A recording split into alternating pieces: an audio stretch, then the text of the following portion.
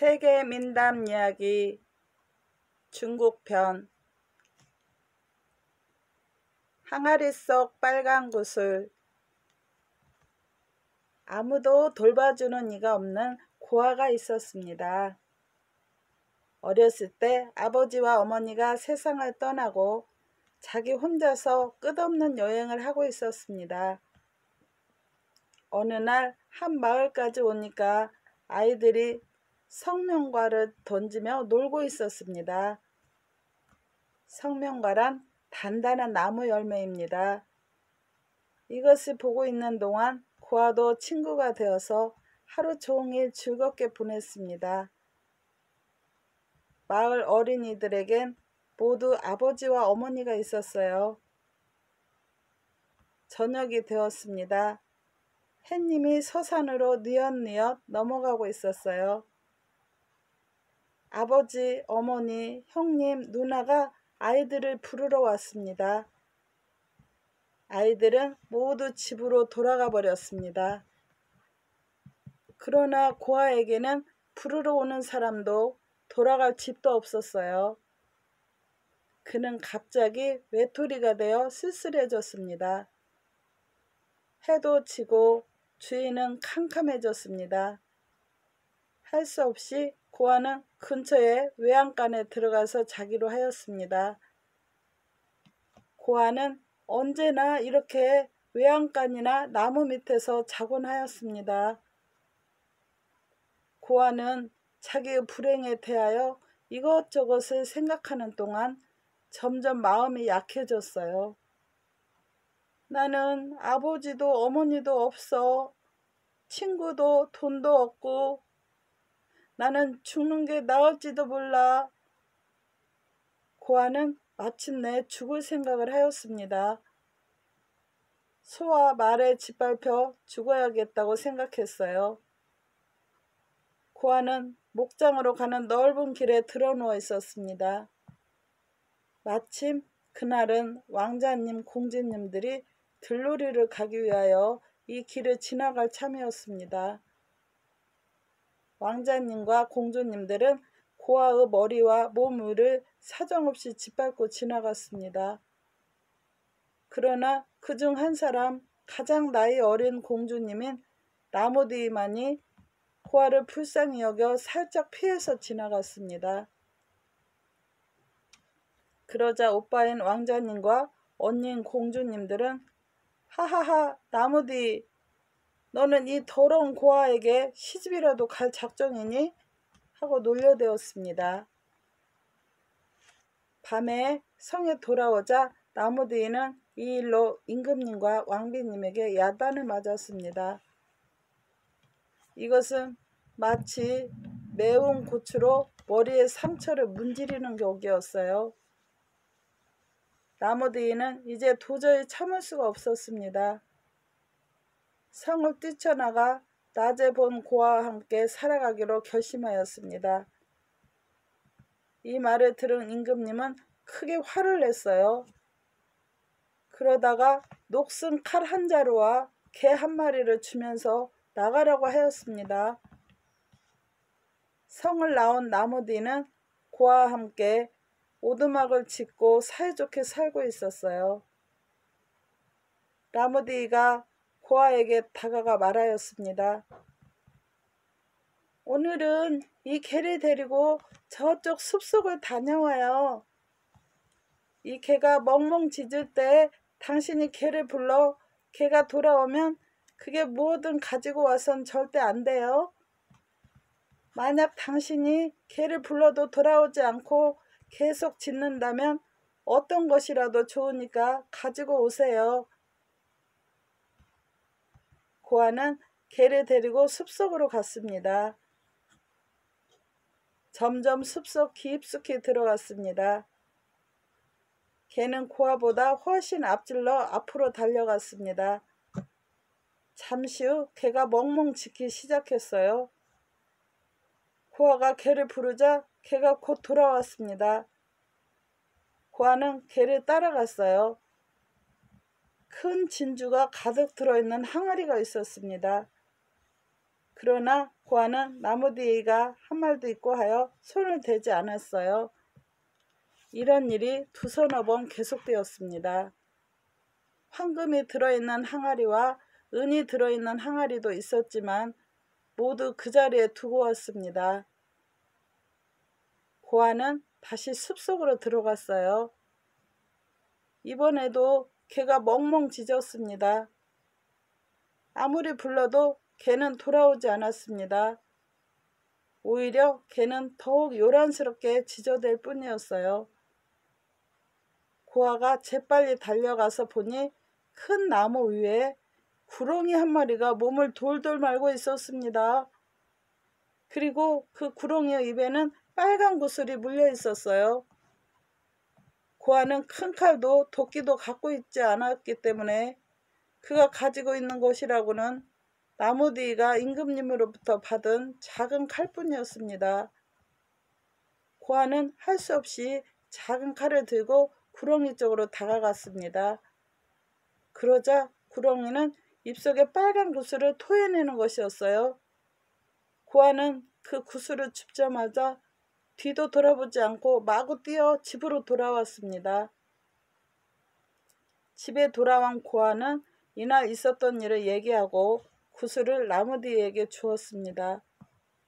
나무디는 그 구슬을 김치 항아리 속에 넣어서 잘 간직해 두었어요. 이런 일이 있은 지 꽤 오랜 세월이 흐른 뒤의 일이었습니다. 어느 날 나무디의 부모, 즉 임금님과 왕비님이 큰 잔치를 열었습니다. 이 나라의 백성들이 다 참가하는 아주 큰 잔치였어요. 나무디는 오빠인 왕자님과 언니인 공주님을 찾아가서 의논을 하였습니다. 이번 잔치 때 제 남편도 아버지와 어머니가 베푸시는 큰 잔치에 참석하도록 하면 어떨까요? 안 돼. 너희들 같은 가난뱅이들은 부끄럽지도 않냐? 모두 황금 따위의 훌륭한 선물을 가지고 올 텐데 너희들에겐 아무것도 없잖아. 그들은 나무디와 의논하려고도 하지 않았습니다. 그래도 나무디는 화를 내지 않고 말을 계속했어요. 우리 집에는 아직 김치가 남아있는데 그것이라도 가지고 오면 어떨까요? 김치라는 말을 듣고 왕자님과 공주님들은 태태하면서 침을 뱉고 돌아서고 말았습니다.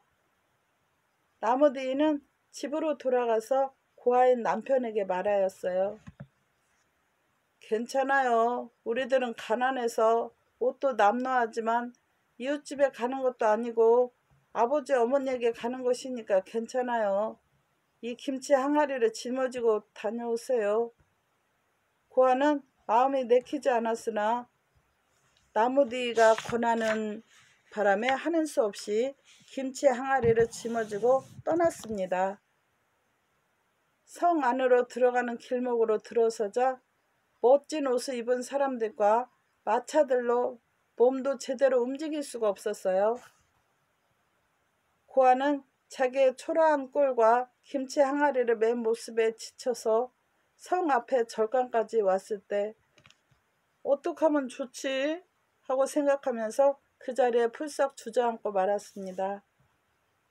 이 무렵 임금님은 많은 손님들이 밀어닥치자 슬슬 잔치를 열어볼까 하고 생각하였어요. 이때 임금님의 앵무새가 갑자기 외쳤습니다. 귀하신 손님이 아직 보이지 않아요. 귀하신 손님이 아직 보이지 않아요. 임금님이 손님들에게 물었습니다. 한 손님이 대답하였어요. 그렇다면 저 뒤쪽에 항아리를 짊어진 사람이 한 사람 있습니다. 임금님은 얼마나 귀한 손님인가 하고 밖으로 나가보았습니다. 그런데 항아리를 짊어진 고아가 오고 있었습니다. 아버님, 아니 임금님, 저는 아무 선물도 없습니다. 그저 김치를 가져왔을 따름입니다. 임금님은 초라한 꼴을 한 고아를 보고 얼굴을 찡그렸습니다. 그러나 앵무새가 한 말 때문에 귀한 손님일지도 모른다고 생각하였어요. 좋아, 좋아, 김치라도 괜찮다. 어디 내가 맛을 한번 볼까? 임금님은 항아리 뚜껑을 열어보았습니다. 바로 그때였어요. 성 전체가 느닷없이 빨간색으로 빛났습니다. 김치 항아리 속에 둔 빨간 구슬의 빛 때문이었어요. 마당의 나무 위에 앉아있던 새들도 한꺼번에 노래를 부르기 시작하였습니다. 임금님은 황금빛으로 된 두꺼운 양탄자 위를 지나 고아를 넓은 접견실로 안내하였습니다. 사람들은 앞을 다투어 고아에게 축하의 잔을 바쳤습니다. 마음씨 나쁜 왕자님과 공주님들도 왔습니다. 임금님은 대신과 학자를 불러 이 구슬의 값을 물었으나 아무도 대답하지 못하였어요. 이때 한 대신이 말하였습니다. 임금님, 이것은 이 세상에 둘도 없는 귀중한 보물입니다. 이 보물의 값을 매길 수는 없습니다. 이 구슬의 주인은 바로 공주님이시니 이것은 받아두시고 그 대신 이 고아에게는 알맞은 벼슬이나 재산을 주십시오. 임금님은 대신의 말이 옳다고 생각하였습니다. 너는 무엇을 갖고 싶으냐? 임금님이 물었습니다. 고아와 나무들이는 구슬로 높은 벼슬이나 재산을 손에 넣을 생각은 없었어요. 두 사람은 임금님으로부터 얼마쯤의 돈을 받아 밭과 농기구를 사서 한평생을 농사꾼으로서 행복하게 살았습니다.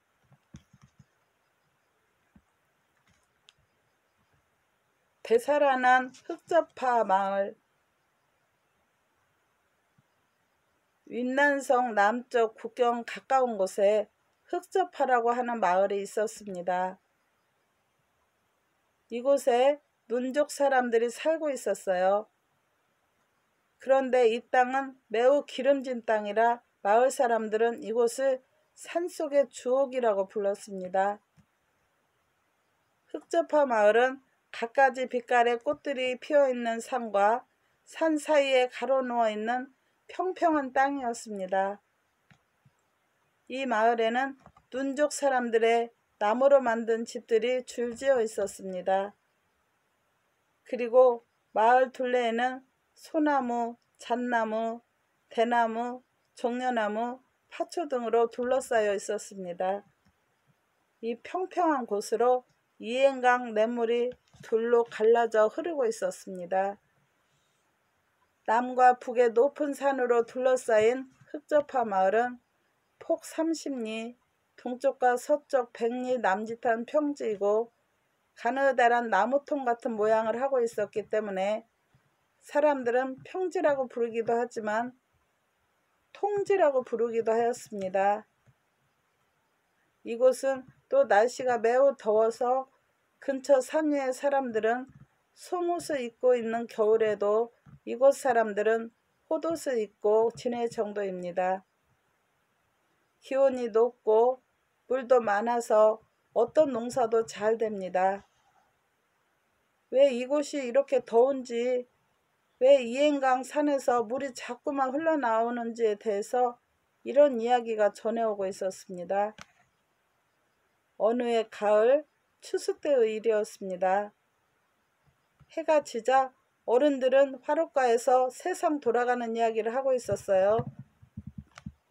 아이들은 졸리는 눈을 비비고 있었습니다. 그리고 젊은이와 아가씨들은 숲속이나 냇가에서 노래를 부르거나 사랑을 속삭이고 있었습니다. 밤이 깊자 달이 서쪽으로 기울고 아이들은 벌써 화롯가 저쪽에서 쌕쌕 잠들었습니다. 젊은이들과 아가씨들의 노랫소리도 이제는 들리지 않았어요.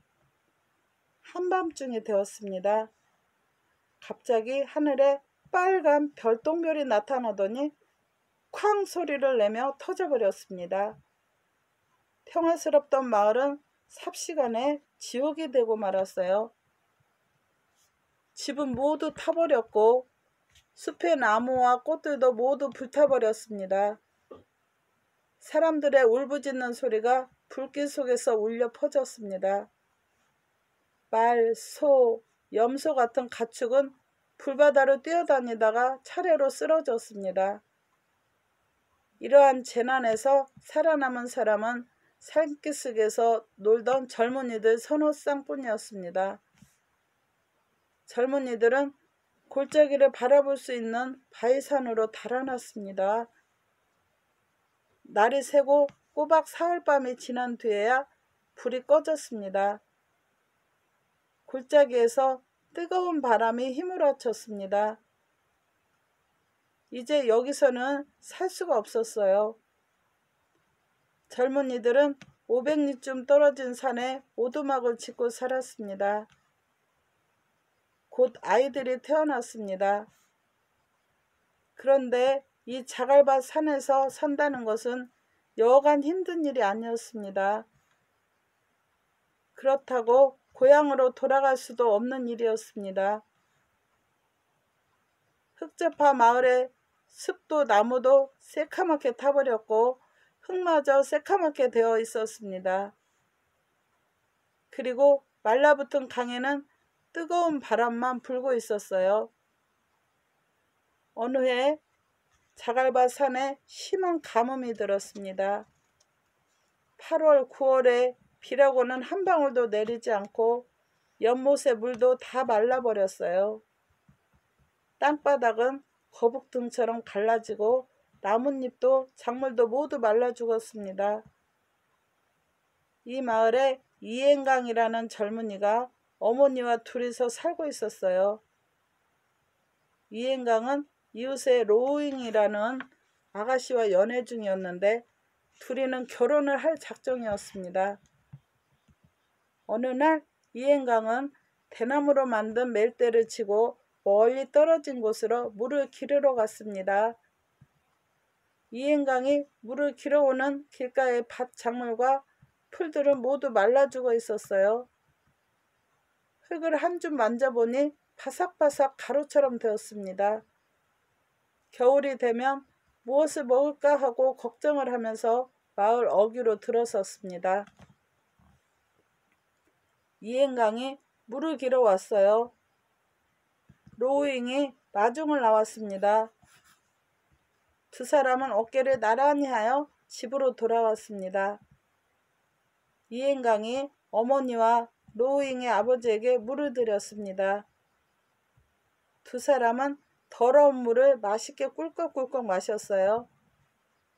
이행강은 걸어오면서 보고 느꼈던 일을 로잉의 아버지에게 이야기하였습니다. 아버님, 어디 먹고 있는데 어려움이 없는 곳이 없을까요? 글쎄, 흑접하란 마을이 참 좋은 곳이었는데. 흑접하 마을이라고요?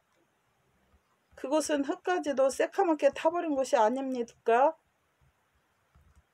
로잉의 아버지는 흑접하 마을이 옛날에는 얼마나 좋은 곳이었던가를 얘기했습니다. 지금부터 훨씬 전의 얘기지만 한 마부가 와서 하는 말이 흑접하 마을에서 동쪽에 수원산이란 산이 있는데 그 연못에 물구슬이 있다는구먼. 그 물구슬을 가지고 오기만 하면 흑접하 마을에 열을 없애고 옛날처럼 되살릴 수가 있다고 했어. 그런데 그 연못의 입구에는 큰 황금 거미가 그물을 치고 있어 함부로 들어갈 수가 없대요. 억지로 들어가려고 하다가는 거미가 쳐놓은 그물에 걸려서 잡아먹힌다는 거야. 그런데 그 거미를 없애려면 흑접하 마을 서쪽에 있는 선화산 벌왕의 배에서 황금 바늘을 가지고 와야 한다는 얘기야.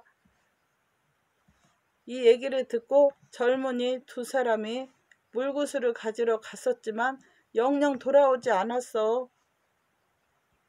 이 이야기를 들은 이행강은 자기가 그 물구슬을 찾으러 가겠다고 나섰습니다. 어머니와 로우잉이 말렸지만 끝내 그의 고집은 꺾이지 않았습니다. 이대로 있으면 어차피 우리들은 굶어 죽습니다. 그러나 일이 잘 되기만 하면 마을 사람 모두가 살아날 수 있습니다. 이행강의 굳은 결심을 보고 로우잉의 아버지는 찬성하였습니다. 어머니와 로우잉은 울음을 터뜨렸습니다. 이행강이 물구슬을 찾으러 간다는 소문이 쫙 퍼졌습니다. 마을 사람들은 모두 이행강에게 감사하였고 그 용기를 높이 칭찬하였습니다. 마침내 그가 떠나는 날이 오자 마을 사람들은 도시락을 만들어 주었습니다. 로우잉은 이행강과 함께 벌꿀을 얻으러 갔을 때 남겨둔 벌의 애벌레를 맛있게 볶아서 그에게 주었습니다. 햇님이 떴습니다. 이행강은 어머니와 로우잉 그리고 로우잉의 아버지와 마을 사람들에게 작별 인사를 하고 멜대를 짊어지고는 선화산을 향해 떠났습니다. 들을 지나 산을 넘고 강을 건너며 며칠을 걸었습니다. 배가 고파 들풀을 뽑아먹기도 하고 나무 열매를 따먹기도 하였습니다. 목이 마르면 골짜기에 물을 마셨습니다. 다리가 막대기처럼 빳빳해져도 참고 걸었습니다. 어느 날 구름보다 더 높은 산기슭에 왔습니다. 산 허리에는 흰 구름이 걸려있고 살랑거리는 바람을 타고 꽃향기가 코를 간지렸어요. 틀림없이 선화산이 가까워진 것이라고 생각했습니다. 나무 뿌리를 잡고 칡 덩쿨을 잡아당기면서 사흘이 걸려서 겨우 산 꼭대기에 올라갔어요. 사방을 둘러보았습니다. 그리 멀지 않은 곳에 이때껏 한 번도 본 일이 없는 꽃들이 활짝 피어 있었습니다. 그렇다, 저것이 선화산이다. 이행강은 쏜살같이 달려갔습니다. 그런데 반도 가기 전에 얼굴이 따끔따끔 아파왔습니다. 벌 3마리가 얼굴 주위를 빙빙 맴돌았어요. 그는 대나무 멜대를 휘둘러 벌들을 쫓았습니다. 그러나 선화산에 가까워질수록 벌들이 더욱 앵앵거렸습니다. 이러다가는 벌왕의 황금 바늘을 뽑아내올 수도 없을 것 같았습니다. 어떻게 저 벌들을 쫓아버릴까? 이행강은 그 자리에 주저앉아서 골똘히 생각에 잠겼어요. 그러다 자기도 모르게 주머니에 손을 집어넣으니까 먹다 남은 벌의 애벌레가 하나 있었습니다. 그것을 보자 로우잉의 얼굴이 떠올랐고 힘이 솟았습니다. 그렇다, 불로 연기를 피우자. 로우잉과 함께 언젠가 벌꿀을 얻으러 갔을 때 불로 연기를 피웠던 생각이 났습니다. 그러나 산에는 땔감으로 쓸만한 나무가 없었어요. 그리고 이 산을 온통 연기로 가득 채울 땔감을 혼자서 구할 재주가 없었습니다. 어떻게 해야 할까 걱정하고 있을 때 까마귀가 까악 울어대는 소리가 들렸습니다. 하늘을 쳐다보니 매 한 마리가 어린 까마귀를 낚아채 가려고 하는데 어미 까마귀가 뒤에서 달려들고 있었습니다. 이행강은 대나무 멜대를 매의 머리를 향해 던졌습니다. 멜대는 보기 좋게 매의 머리에 맞았어요. 매는 꽥 소리를 지르며 어린 까마귀를 놓아두고 달아났습니다. 어미 까마귀는 이행강의 머리 위를 맴돌다가 내려와서 인사를 하였습니다. 고마워요. 정말 고마워요. 덕분에 아기가 살아났어요. 이행강은 까마귀보다 어떻게 하면 저 벌들을 없앨까 하는 생각으로 머릿속이 꽉 차 있었습니다. 이것을 안 까마귀가 물었어요. 이봐요. 무슨 걱정거리라도 있나요? 나에게 말해봐요. 내가 도울 수 있는 일이라면 도와드릴 테니까요. 이행강은 물구슬을 찾으러 간다는 것과 지금은 벌들을 쫓기 위해서 땔감이 필요하다는 얘기를 하였습니다. 겨우 그런 일인가요? 까마귀는 어디론가 날아갔습니다. 얼마 후 하늘이 온통 뒤덮일 만큼 많은 까마귀들이 날아왔어요. 모두 땔감을 물고 와서 선화산에 떨어뜨렸습니다. 선화산은 삽시간에 땔감으로 뒤덮였지요. 그런데 불을 피우자니 불씨가 없었습니다. 집에 있을 때에는 언제나 화로에 불이 있었지만 여기엔 있을 리가 없었어요. 그때 갑자기 생각이 떠올랐습니다. 지난날 산에서 늑대를 만났을 때 대나무 멜대를 휘두르다가 잘못하여 바위를 때렸더니 불꽃이 튀어 주위의 마른 풀에 옮겨 붙은 적이 있었습니다. 곧 돌을 주워와서 불씨를 만들어 선화산의 땔감에 불을 붙였습니다. 선화산에 뭉게뭉게 연기가 피어오르더니 불꽃이 활활 치솟아 올랐습니다. 하늘이 빨갛게 물들었어요. 꽃에 붙어있던 벌들은 다 타 죽기도 하고 다른 벌들은 멀리 달아나기도 하여 그림자도 볼 수 없게 되었습니다. 이행강은 용나무 밑으로 가서 벌왕의 집을 향해 대나무 멜대를 던졌습니다. 집이 부서지고 벌왕은 놀라 허둥지둥 달아났습니다. 지금까지의 고생은 헛수고가 되고 말았습니다. 이행강이 어쩔 줄 몰라 하고 있으니 아까의 그 까마귀가 또 날아왔어요. 까마귀의 입에는 새만한 벌이 물려 있었습니다. 이행강은 크게 기뻐하였습니다. 벌왕의 배를 갈라 황금 바늘을 꺼내서 주머니 속에 단단히 넣었습니다. 이행강은 까마귀와 헤어져 동쪽으로 달려갔어요. 달이 몇 번이나 차고 기울었는지 모릅니다. 이윽고 그는 수원산에 닿았습니다. 깊은 숲에 둘러싸인 수원산엔 가시돋친 딸기나무가 무성하고 푸른 이끼가 빽빽하였습니다. 독사와 맹수들도 많았어요. 이행강은 숲속 깊숙이 들어가서 수원지를 찾았습니다. 연못은 산속의 낮은 곳에 있었어요. 주위는 큰 나무들에 감싸여 어둠침침하였습니다. 기분이 나빴어요.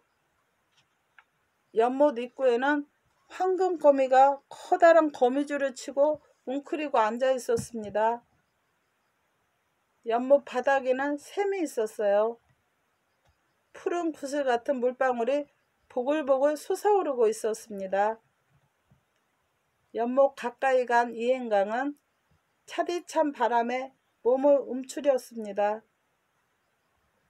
큰 대야만한 황금 독거미가 두 눈을 반짝이면서 그물에서 노려보고 있었어요. 이행강이 대나무 맷대를 휘두르며 덤벼들었습니다. 그러나 황금 거미는 팔딱 뛰었습니다. 그리고 거미줄을 아래로 길게 늘어뜨렸습니다. 이행강이 손으로 그것을 잡자 마치 수갑을 찬 것처럼 손을 마음대로 놀릴 수가 없었습니다. 거미가 다가와서 그를 잡으려고 했어요. 이행강은 거미줄 위에 엎드렸습니다.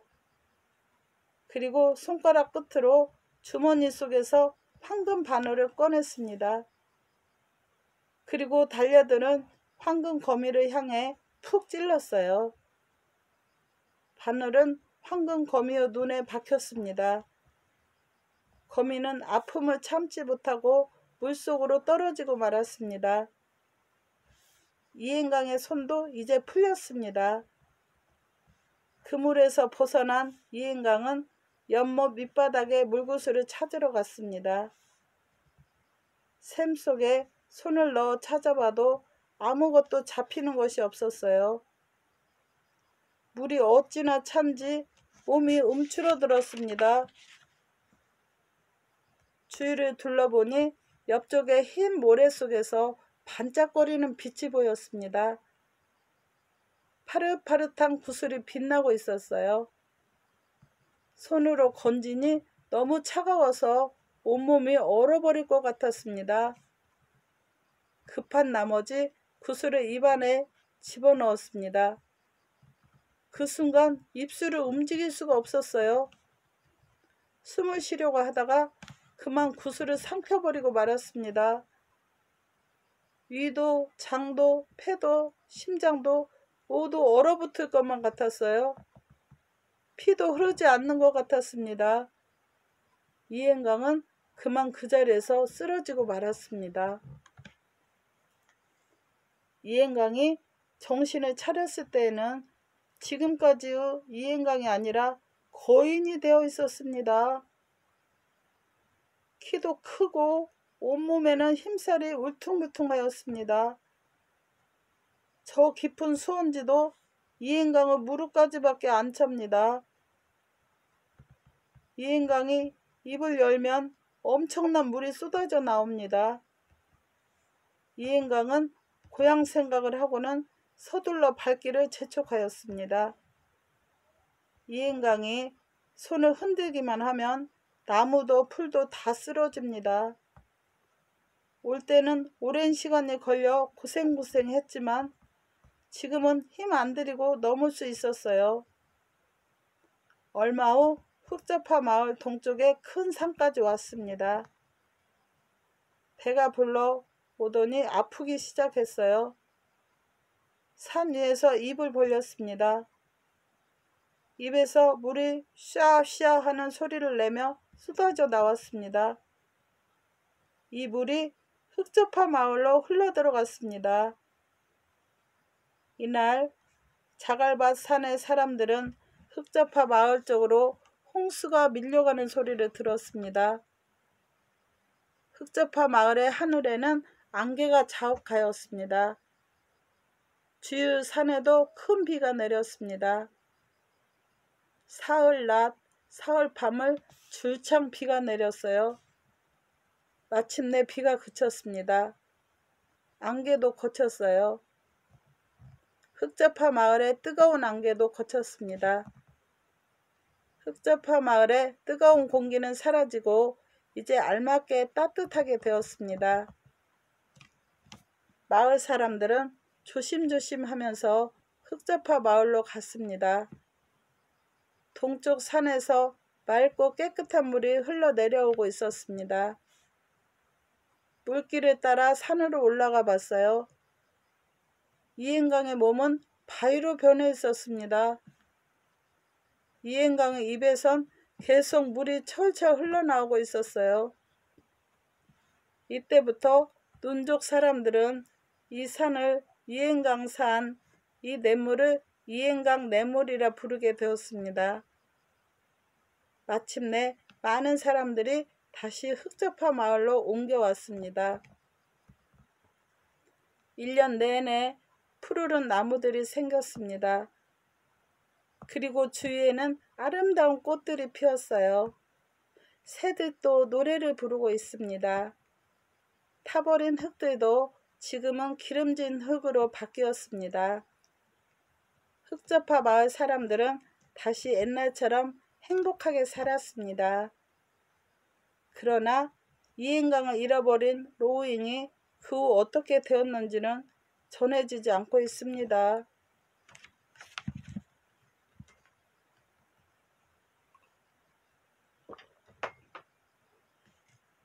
아다와 마왕의 금발. 먼 옛날의 일이었습니다. 한 쌍의 부부가 살고 있었어요. 날마다 아침부터 밤까지 부지런히 일을 했지만 무엇 하나 내놓을 것 없이 그저 가난하기만 했습니다. 두 사람 사이에서 아다라고 하는 아들이 태어났습니다.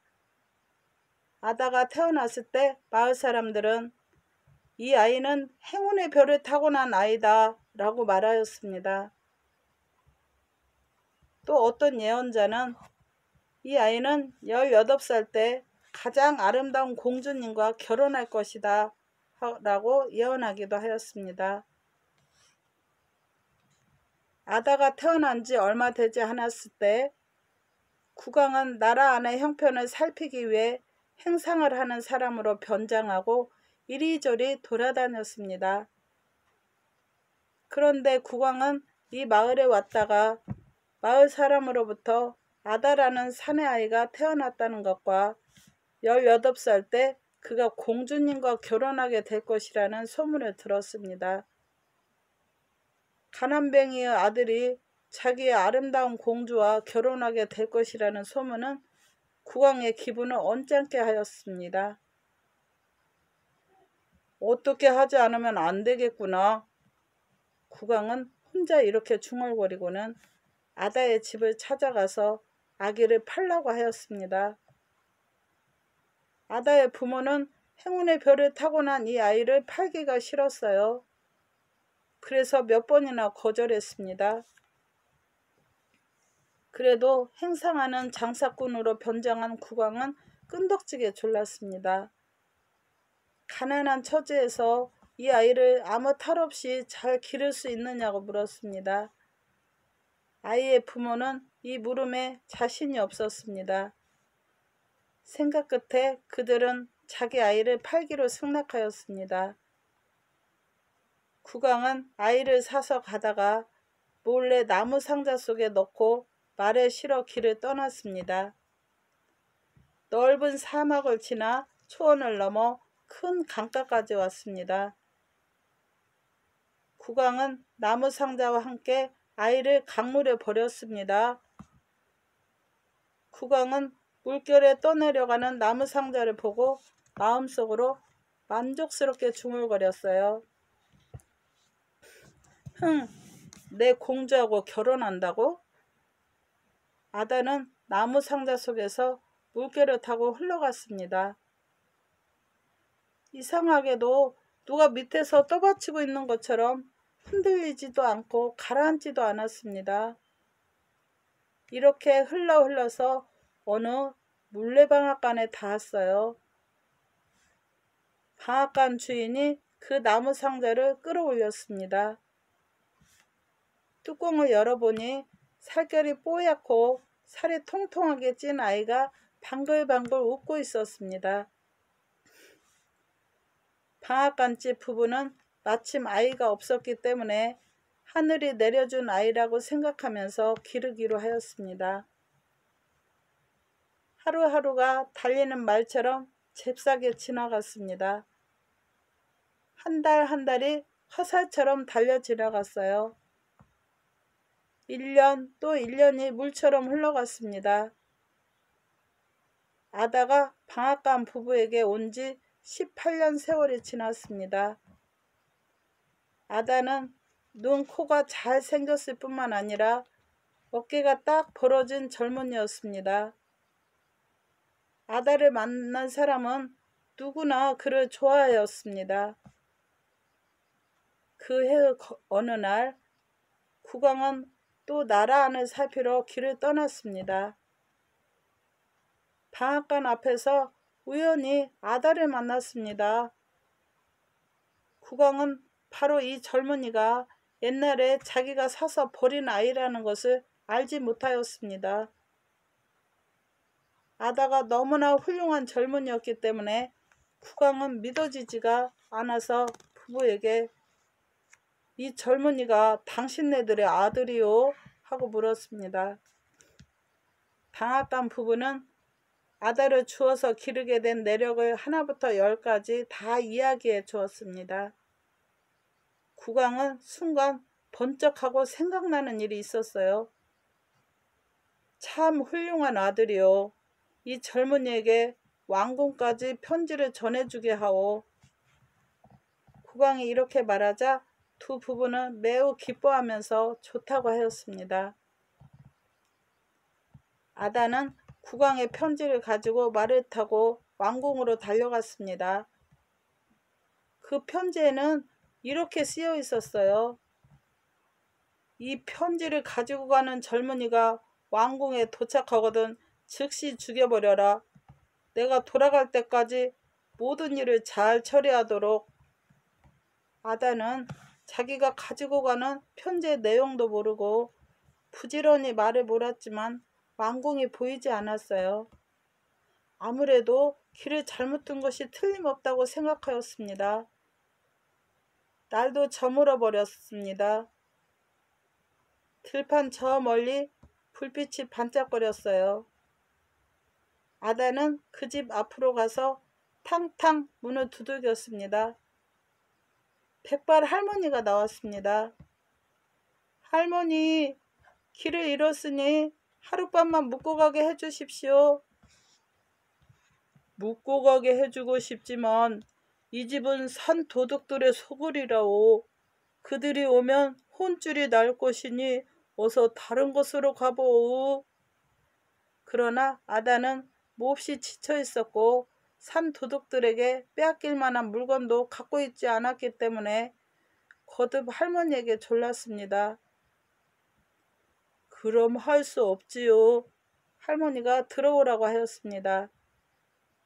아다는 국왕의 편지를 책상 위에 얹어놓자 쓰러져서 잠들어 버렸습니다. 한밤중이 되었을 무렵 산 도둑들이 떠들면서 나타났습니다. 아다는 너무 잠이 깊이 들었기 때문에 알지 못하였어요. 산 도둑의 우두머리가 책상 위에 편지를 봤습니다. 국왕이 이 젊은이를 까닭도 없이 죽이라는 내용이었습니다.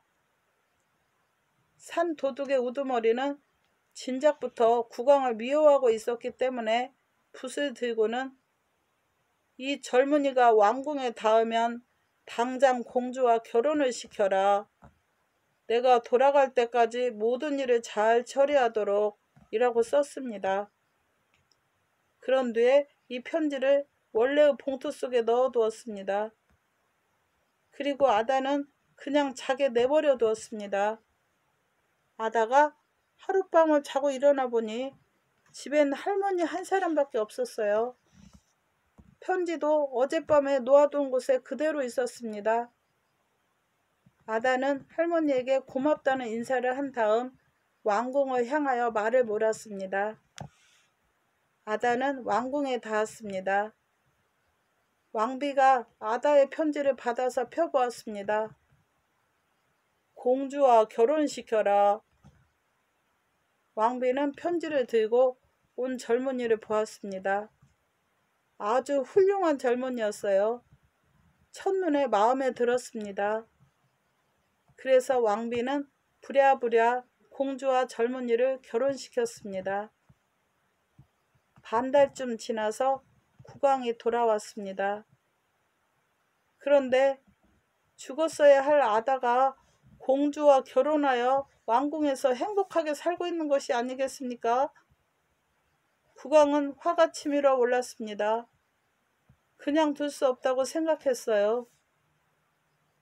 내 사위는 마왕의 금발을 3가닥 가지고 오지 않으면 안 된다. 그것을 못 가지고 오면 사위가 될 자격이 없다. 너는 그 일을 할 수 있겠느냐? 국왕이 마왕의 힘을 빌려 아다를 죽여버릴 속셈이었어요. 잘 알겠습니다. 마왕의 금발 3가닥을 뽑아서 가지고 돌아오겠습니다. 아다는 이렇게 말하고 공주와 헤어져 마왕의 집으로 떠났습니다. 아다가 사막과 들판을 지나 산을 넘어서 한 마을 어귀까지 오니 문지기가 딱 버티고 있었습니다. 어디서 온 누구냐? 뭐하러 이곳에 왔지? 문지기가 꼬치꼬치 따져 물었습니다. 이 마을에 공원에 샘이 있는데 그전에는 은실과 같은 물을 내뿜었었지. 그런데 요즘에는 나오질 않아. 그 원인을 몰라서 지나가는 나그네에게마다 묻고 있는 중이다. 너는 그 원인을 모르는가? 그 원인을 알아다 줄 테니 돌아올 때까지 해답을 기다려주기 바라오. 그러자 문지기는 아다를 지나가게 해 주었습니다. 아다는 또 산을 넘고 강을 건너 한 훌륭한 마을에 닿았습니다. 이 마을에도 문지기가 있었어요. 역시 어디서 왔으며 어디로 가는지 뭐하러 가는지를 꼬치꼬치 물었습니다. 이 마을에는 황금과일이 열리는 사과나무가 있는데 요즘에는 황금과일이 열리지 않아. 너는 그 까닭을 알고 있는가? 아다는 여기서도 돌아오는 길에 가르쳐 주겠다고 하였습니다. 그러자 문지기가 그를 지나가게 해주었습니다. 아다는 다시 여행을 계속하였어요.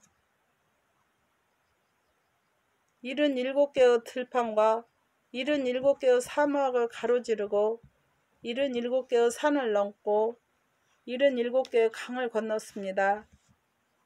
77개의 마을을 지나자 보스턴 호수가 보였습니다.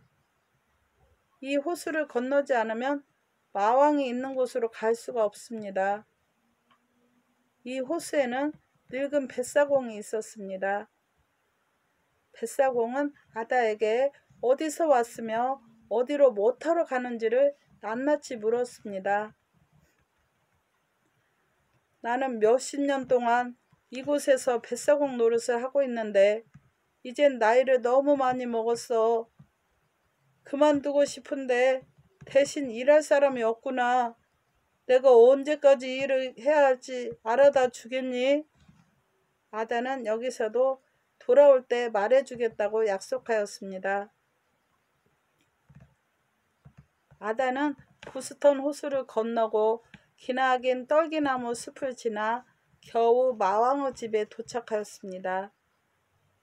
거기에는 마왕의 할머니가 집을 보고 있었습니다.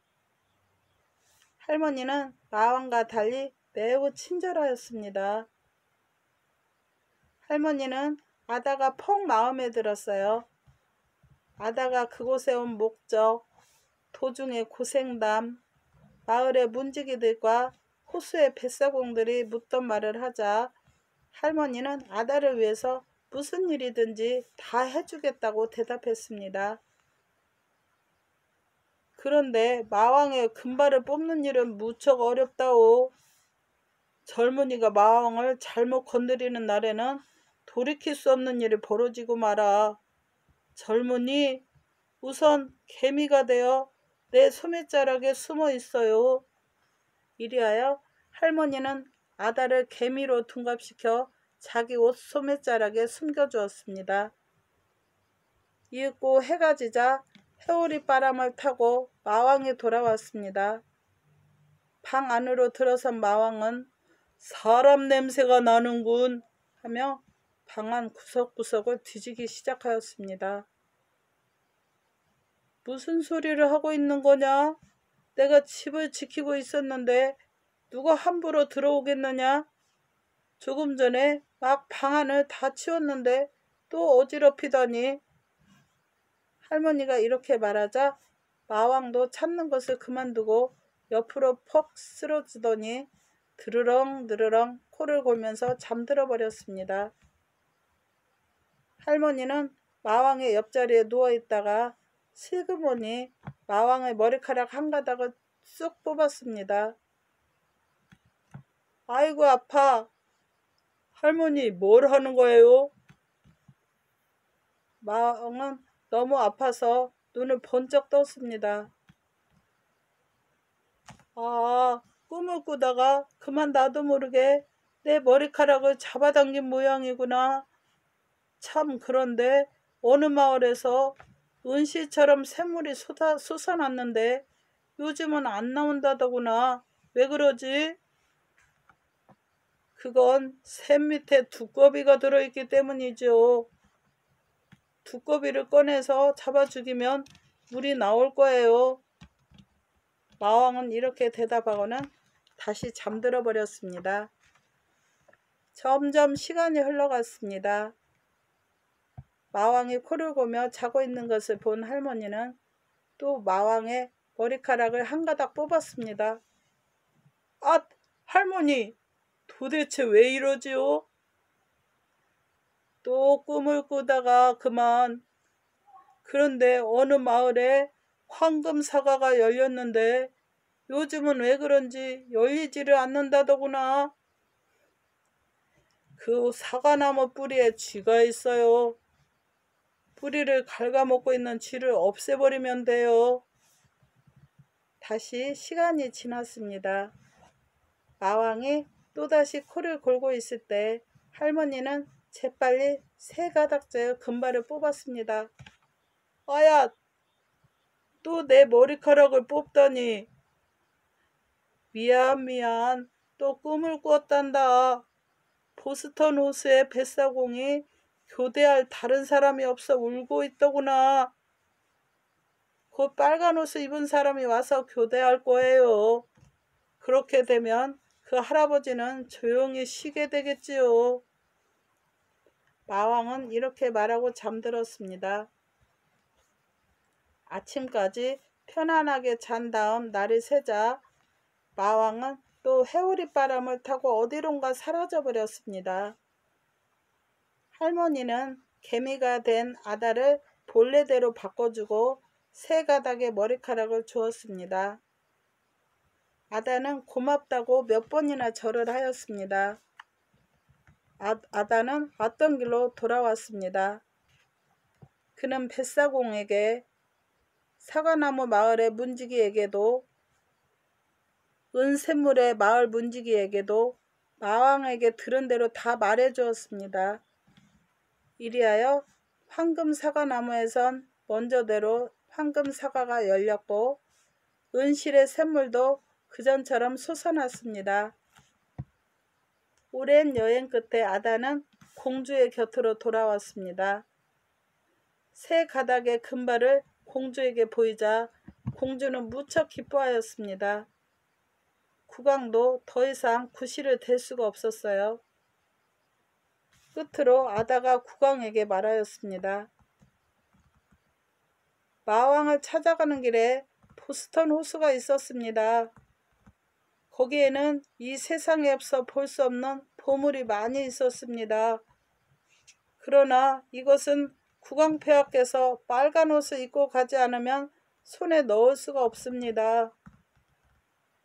국왕은 이 말을 듣고 크게 기뻐하며 곧 빨간 옷을 입고 보물을 찾으러 나섰습니다. 한편 보스턴 호수의 뱃사공은 아다의 이야기를 듣고부터 빨간 옷을 입고 올 사람만 기다리고 있었습니다. 어느 날 마침내 수염을 기른 멋진 사나이가 빨간 옷을 입고 나타났습니다.